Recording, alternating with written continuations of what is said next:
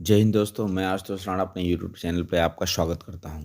आज हम जिस मुद्दे पे बात करेंगे वो है संसद सिक्योरिटी कमेटी द्वारा की गई बात कि भारत को चाहिए फिफ्थ जनरेशन फाइटर प्लेन। उसी को लेकर डिस्कस करेंगे कि आखिर ऐसा सिक्योरिटी कमेटी ने क्यों बोला और इसके आगे क्या एक्शन होंगे। जैसे बहुत सारे चैनल्स ये बोल रहे हैं कि भारत ने AC-57 ले लिया या F-35 ले लिया। तो इन सारी चीज़ों को सँजो करके जानेंगे कि आखिर अब भारत की अगली राजनीति क्या होगी या अगला स्टैंड उसका क्या होगा।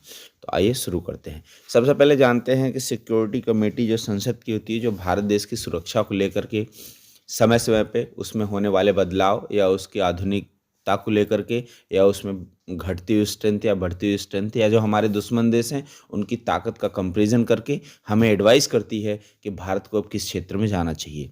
वैसे ही कल जो संसद की सिक्योरिटी कमेटी है उसने संसद में बाकायदे बयान दिया है कि हमें अब फिफ्थ जनरेशन फाइटर पे जाना चाहिए, नहीं आने वाला समय हमारे लिए खतरनाक होगा।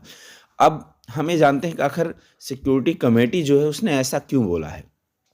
देखिए, सबसे बड़ी बात है, हम अगर भारत के जो मेन दुश्मन माने जाते हैं वो है हमारे चाइना और पाकिस्तान। चाइना लगातार अपने स्ट्रेंथ को बढ़ा रहा है, उसमें लगातार फाइटर प्लेन ऐड करता हुआ चला जा रहा है, फिफ्थ जनरेशन, सिक्स्थ जनरेशन। और उसी से पाकिस्तान भी लेकर के अपनी स्ट्रेंथ को बढ़ाता चला जा रहा है। आने वाले 2 साल के अंदर पाकिस्तान के पास अच्छा खासा फिफ्थ जनरेशन फाइटर की फ्लीट हो जाएगी, जो हमारे लिए खतरनाक है। वैसे हम ऑलरेडी फाइटर प्लेन में पीछे होते हुए चले जा रहे हैं, हमारे पे जितनी स्क्वाड्रन चाहिए वो स्क्वाड्रन नहीं है। अब धीरे-धीरे हमें फिफ्थ जनरेशन की भी ज़रूरत पड़ रही है और हमें चाहिए, चूँकि हमारे जितने दुश्मन हैं वो लगातार फिफ्थ जनरेशन पे कन्वर्ट हो रहे हैं। तो अगर हमारे पास फिफ्थ जनरेशन फाइटर नहीं होंगे तो वो हमारे लिए बहुत ही खतरनाक होगा। इसलिए सिक्योरिटी कमेटी ने एडवाइस किया है कि भारत को फिफ्थ जनरेशन फाइटर पे जाना चाहिए। अब इसमें बहुत सारे लोग हैं, बहुत सारे चैनल्स हैं जिन्होंने बोल दिया कि हमने AC-57 की डील कर ली, F-35 की डील कर ली। ऐसा कुछ नहीं हुआ है। कल सिक्योरिटी कमेटी ने एडवाइस दिया है सरकार को, हमें फिफ्थ जनरेशन फाइटर पे जाना चाहिए आगे भविष्य के लिए। अब इसमें सरकार का क्या रुख हो, देखिए सबसे बड़ी बात है, AC-57 पे अभी हम नहीं जा सकते। कोई बड़ी बात नहीं कह सक हो जाए या इतनी इमरजेंसी हो तभी, चूँकि AC-57 से भारत ने खुद अपने आप को पीछे किया था। दूसरा, AC-57 पे समय-समय पे उसकी स्टेल्थ को लेकर के, उसकी ताकत को लेकर के उसमें उँगली उठाई गई है। और कई बार आपने देखा है, जब से रसिया यूक्रेन युद्ध हुआ है तो AC-57 में लगातार बातें हुई हैं वो इतना स्टेल्थी है या नहीं है। दूसरा, भारत को डबल सीटर चाहिए था। भारत के लिए भारत ने जब जिस इससे वापस हुआ था तो इसमें कुछ डिजाइनिंग फॉल्ट बताते हुए उसको 2 सीट वेरिएंट का 5 जनरेशन फाइटर चाहिए था, जो AC-57 नहीं है। ये भारत की पुरानी बात थी। जब भारत रसिया से इससे AC-57 की डील से, प्रोजेक्ट से बाहर हुआ था तो ऐसे कुछ बयान उसके आए थे। तो क्या भारत अब AC-57 पे जाएगा? अब बात करते हैं F-35 की।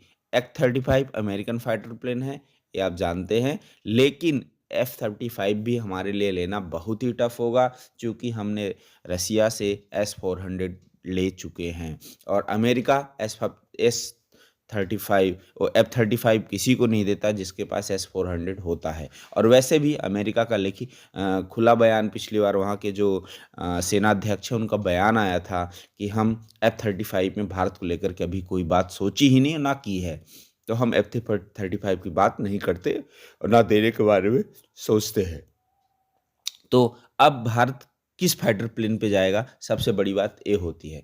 तो देखिए, अगर मजबूरी है, सिक्योरिटी कमेटी का बयान आया है, तब भी भारतीय सरकार इतना जल्दी, हमारे यहाँ जो हथियार खरीदने की डील होती है कोई इतनी जल्दी तो होती नहीं, ना इतनी जल्दी होने वाली है। लेकिन तब भी इस चीज़ को लेकर के हमें आगे बढ़ना चाहिए। हमें फाइटर प्लेन की स्ट्रेंथ को मेंटेन करना चाहिए, जो कि ऑलरेडी तेजस और तेजस MK2 के द्वारा होगी। लेकिन कुछ डिले होते रहते हैं, बहुत सारे इशू हैं। अब उसको यहाँ उठाता हूँ तो वीडियो लंबा हो जाएगा।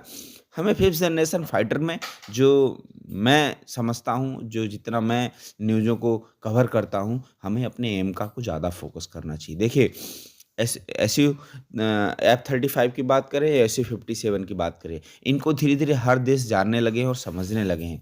और जब कोई हथियार मार्केट में ज़्यादा टाइम रह जाता है, उसका तोड़ भी दुश्मन देश निकालना शुरू कर देते हैं।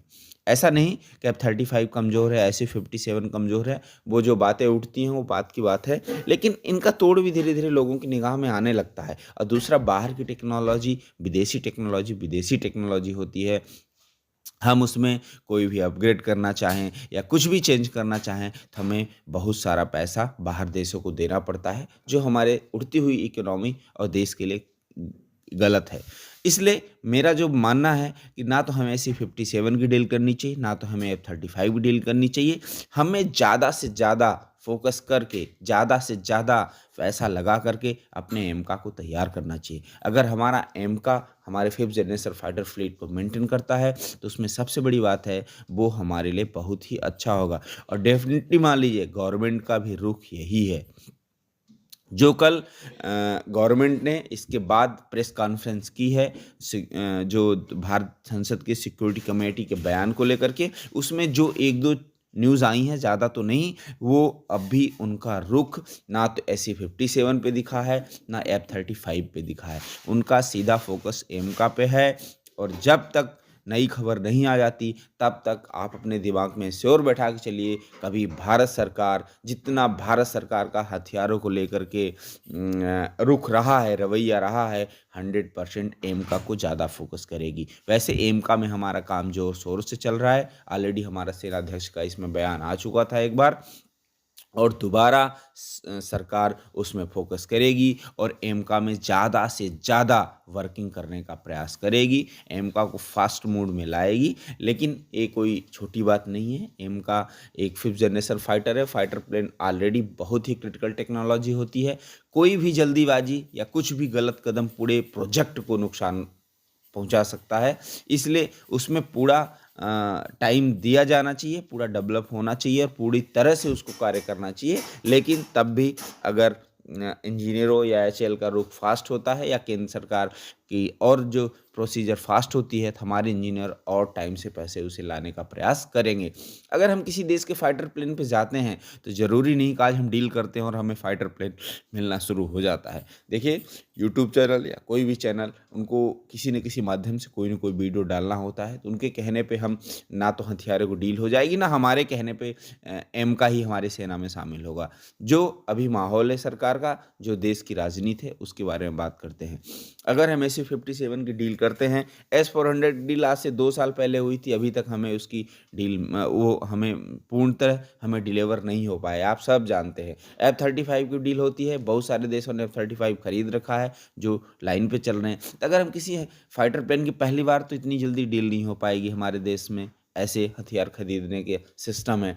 डील होगी, साल 2 साल लग जाएंगे, उसके बाद वो भी हमसे 3 से 4 साल का टाइम लगे, टोटल 7 से 8 साल लगेगा वो हथियार डिलीवर होने में। तो अगर 7 से 8 साल का टाइम हम अपने एमका की टेस्टिंग में, सर्टिफिकेशन में लगा लें, तो हमारा एमका प्रोडक्शन में जा सकता है। और देखिए, हमारे देश के लिए, हमारी बढ़ती हुई अर्थव्यवस्था के लिए हमें चाहिए भी कि हमारे खुद के टेक्नोलॉजी, हमारा खुद का मैन्युफैक्चरिंग किया हुआ फाइटर प्लेन ही हमारी देश की रखवाली करे। उसकी सबसे बड़ी बात है, वो हमारे चेंजिंग के लिए, हमारे जलवायु के लिए पर्याप्त, मतलब उस हिसाब से डेवलप होगा।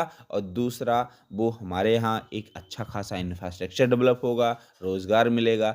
आज भारत की जनसंख्या वर्ल्ड में सबसे ज़्यादा है, तो उनको उस हिसाब से रोज़गार और चाहिए। तो अगर ऐसी टेक्नोलॉजी, ऐसा इंफ्रास्ट्रक्चर देश के अंदर डेवलप होता है, तो युवाओं को रोज़गार मिलेगा। रोज़गार के साथ साथ सबसे बड़ी बात है, वो हमारी खुद की टेक्नोलॉजी होगी, जो हमारे लिए बहुत ज़रूरी है।